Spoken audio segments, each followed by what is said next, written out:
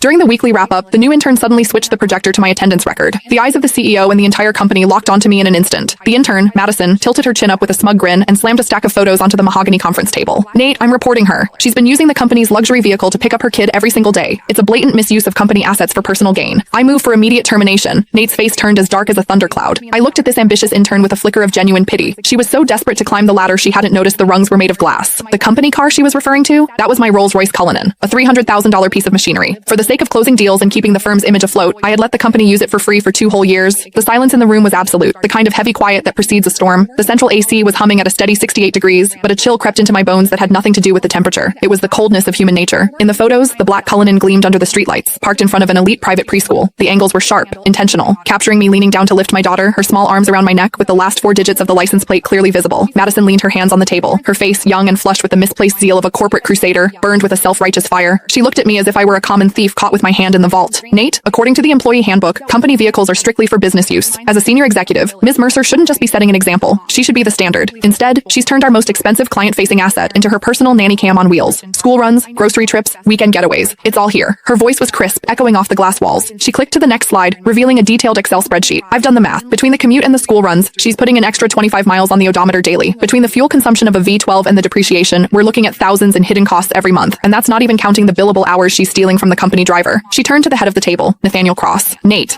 was my college classmate. He was the founder of this firm. In the early days, when he couldn't even cover payroll, I was the one who dipped into my savings to keep the lights on. Later, when we needed to project an image of success to land the big fish, my 5-year-old BMW didn't cut it. Without a second thought, I brought in the Cullinan I'd bought myself as a 35th birthday present, a car I'd owned for less than a month. I told him back then, take it, use it. We need the clients to see we're already in their league. That temporary favor had lasted 2 years. I paid for the gas. I paid the insurance premiums. I covered the maintenance. Sometimes when the driver was overwhelmed, I even drove to JFK myself to pick up VIPs. Everyone in this building knew that car was mine, or at least they should have. But looking at Nate now, there was no defense in his eyes. His brow was furrowed, his fingers drumming rhythmically on the table, a nervous habit he had whenever he was weighing his own interests against someone else's. Diana, Nate finally spoke. His voice was low, coated in a professional coldness that felt like a slap. The evidence Madison provided, is it true? I stared at him, my heart skipping a beat. Is it true? 2 years ago, when he begged me for the car to save face, he said, Diana, I'm so sorry to ask this of you. As soon as we're in the black, I'll buy you a brand new one. 1 year ago, when the cash flow dried up, I used that car as collateral for a bridge loan so he could pay his staff. He told me then, Diana, this car is the company's lifeline. It's your badge of honor. And now, he was asking me if it was true. I scanned the room. George, the sales manager, had used that very car last week to pick up his mother-in-law from the hospital, bragging on Instagram about company perks. Now he kept his head down, intently studying his legal pad. Sarah from HR, who asked for the keys every other month for supplies but really just wanted to cruise with her boyfriend, was looking at me with a sneer as if I were a white-collar criminal. It turns out that in the face of profit, kindness isn't just cheap, it's invisible. What do you think, Nate? I asked. My voice was calmer than I expected. You can find the full story in my bio. It's free.